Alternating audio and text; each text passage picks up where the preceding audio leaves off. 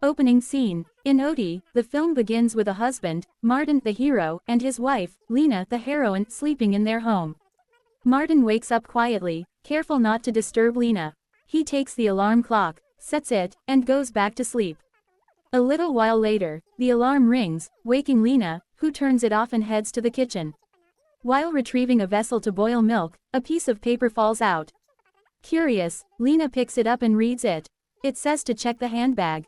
She checks the bag and finds another piece of paper instructing her to look at the bookshelf. Amused, she asks Martin, "Is this some kind of treasure hunt game?" Martin smiles and says, "Go and see for yourself." Following the clues, she checks the bookshelf, dining table, and kitchen, finally arriving at the wardrobe. Martin had planned a surprise for their wedding anniversary and left a gift in the wardrobe. He eagerly records Leena's reaction as she opens it.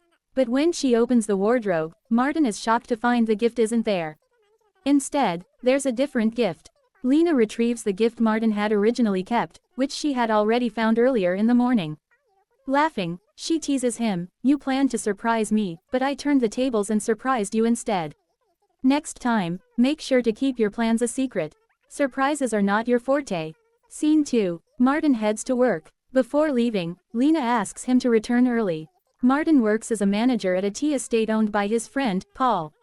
Paul video calls Martin and asks why he hasn't taken a day off since his wedding. Martin explains that it's peak season, so there's a lot of work. During the call, Paul mentions that he's currently at an old guest house near his estate in Assam. Paul owns a 3,000-acre estate there. Martin brings up a competitor named Banshal, also a tea estate owner, who wants to meet him.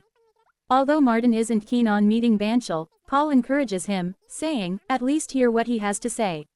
Scene 3. At the estate office, Martin is working when a young clerk arrives.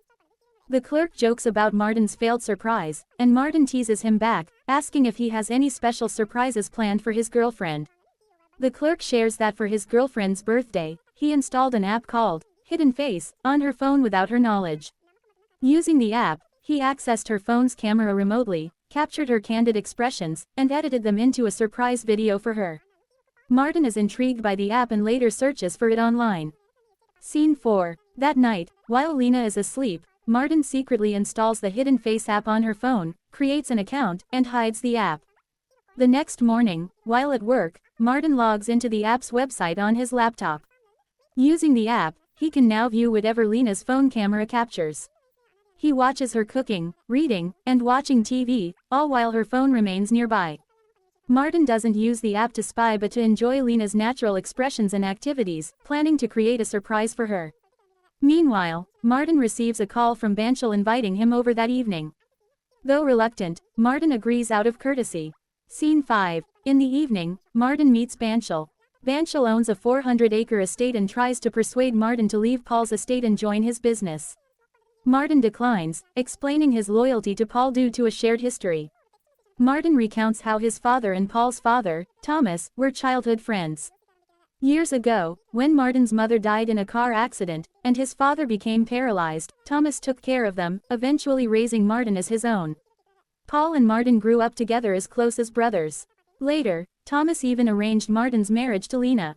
Banshal warns Martin, "You can't escape forever. If not now, someday you'll need to join me," but Martin firmly refuses and leaves.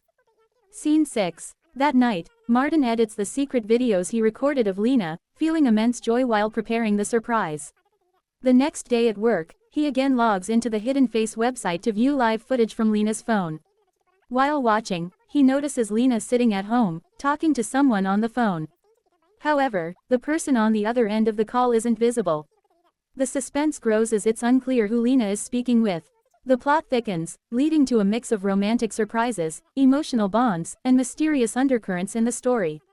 The scene opens with a serene house in Odi, where a husband and wife are sleeping. The husband, Martin, is the hero of this story, while his wife, Leena, is the heroine. Martin wakes up but carefully avoids disturbing Leena. He sets an alarm on the clock, places it nearby, and goes back to sleep. A while later, the alarm rings, waking Leena, who turns it off and heads to the kitchen. While fetching a vessel to boil milk, a piece of paper falls from the shelf. She picks it up and reads it, discovering a note that tells her to check her handbag. Curious, Leena opens her handbag to find another note inside, directing her to look at the bookshelf. Intrigued, she follows the clues, which eventually lead her to the wardrobe. Martin, who is awake by now, watches and records her reaction on video. It turns out Martin has prepared a surprise gift for their wedding anniversary and has hidden it in the wardrobe. However, when Leena opens the wardrobe, Martin is shocked to find that the gift he placed there is missing. Instead, she retrieves a different gift from another spot. Leena teases Martin, saying she figured out his plan long ago and decided to surprise him instead. She laughingly warns him not to attempt such surprises in the future because he can't keep his plans hidden well enough. In the next scene, Martin heads to work, and Leena cheerfully asks him to return home early. Martin works as a manager at a tea estate, owned by his friend Paul. During a video call, Paul teases Martin about not taking a day off, even for his wedding anniversary. Martin explains that it's the peak season and there's a lot of work.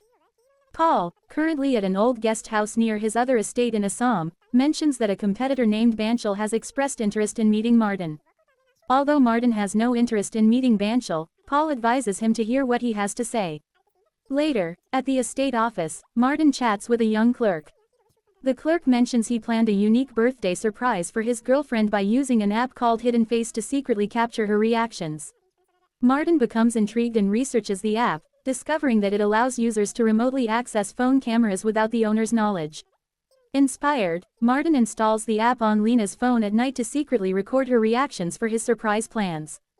He assures himself that he's doing it out of love, not to spy on her. The next morning, while at work, Martin logs into the Hidden Face website and accesses Leena's phone camera. He watches her cooking, reading, and watching TV. Suddenly, he receives a call from Banshal, who invites him over to discuss something important. Though reluctant, Martin agrees, out of obligation. Meanwhile, through the app, Martin notices that Leena is on a call with someone at home. However, he cannot see the other person's face or hear the conversation, leaving him suspicious. Later that evening, Martin meets Banshal, who proposes a partnership and tries to lure him away from Paul. Martin refuses, explaining that Paul and his late father Thomas have been like family to him since childhood. Paul's father had taken care of Martin after his parents' tragic deaths and even supported him in marrying Leena. Martin's loyalty to Paul is unwavering. Banshal, frustrated, warns Martin to reconsider before it's too late. That night, Martin reviews the hidden footage of Leena and notices her secretly talking to someone outside their house. Suspicion consumes him, but he hesitates to confront her directly. The next day, Martin buys a new phone and installs the Hidden Face app on it. He places the phone in the dining area to capture any unusual activity. Through Leena's WhatsApp messages, Martin learns that an unknown man, named Surya, has been flirting with her and even visited their home. Enraged but controlled, Martin continues to watch. One day, Leena leaves the house and heads to an abandoned building in a forest area. Martin follows her and secretly observes her meeting Surya. He overhears their conversation through the app and is shocked to learn that they are plotting to kill him. Surya gives Leena poison and a gun, instructing her to ensure Martin's death. Surya also reveals that after Martin's death, he and Leena can start a new life together. Panicked, Martin decides to protect himself. He buys a gun and keeps a close eye on Leena. A few days later, he follows her again to the abandoned building. This time, their plan takes an unexpected turn. Leena, in a shocking twist, shoots Surya instead of Martin. She then calls someone, informing them that she has handled the situation, and requesting them to delete a file. Through his binoculars, Martin recognizes the person on the other end of the call, Banshal. Martin confronts Leena at the scene, demanding answers.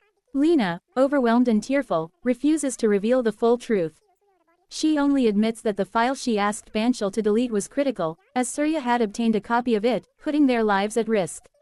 Leena reveals that she never intended to harm Martin and that everything she did was to protect him. The story ends with Martin standing frozen in disbelief, torn between his love for Leena and the betrayal he feels. Hero asks Paul, was everything orchestrated just for the property? Paul reveals, no, there's more to it, which makes the hero even more suspicious. He demands an explanation, pressing Paul for the full truth. Paul begins by explaining that the hero's father and Paul's father, Thomas, weren't friends as the hero was made to believe. The massive estate in Assam, spanning thousands of acres, actually belonged to the hero's father. When the hero's father purchased it, he entrusted Thomas to manage it. However, after the tragic accident that took the hero's parents, Thomas saw an opportunity to claim the estate for himself. Thomas fabricated stories about the hero's background, ensuring no one could connect the estate to him. Since the hero had no close family or friends aware of the situation, Thomas easily manipulated the facts. Over time, he passed the estate management on to Paul, instructing him to maintain the lie and slowly ensure the property became theirs. Upon hearing this, the hero grows suspicious and asks, "If you were planning everything for the property, then why go to such lengths to frame me? You could have taken it without dragging me into this mess." Paul hesitates but eventually confesses the deeper truth. The estate isn't just valuable, it holds a secret that even your father didn't realize. There's a hidden resource, worth billions, on that land. Banshal discovered this through his own investigations and wanted to claim the property.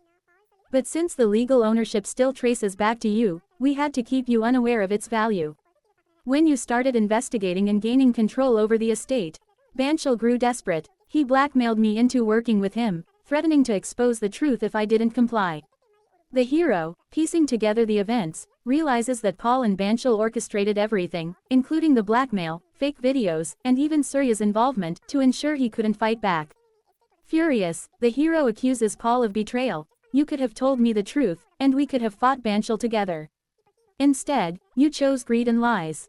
Paul defends himself weakly, claiming he had no choice, but the hero is done listening. Realizing that Paul is just as culpable as Banshal, the hero vows to take both of them down. He warns Paul, "You and Banshal will pay for everything you've done, every lie, every betrayal, and every life you've ruined." The scene ends with the hero storming out, determined to reclaim what's rightfully his and expose the conspiracies that have cost him everything.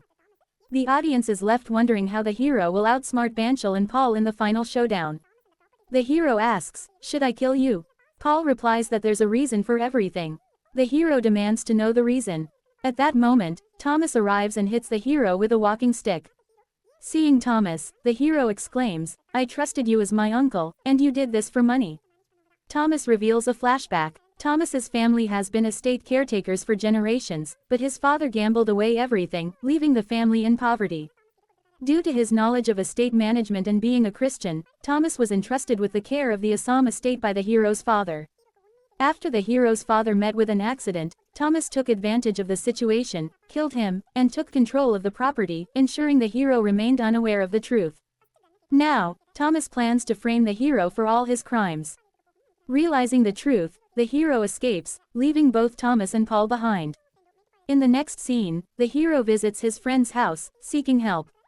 The friend is hesitant, saying, "First you asked for a gun, then a car. What now, a rocket launcher?"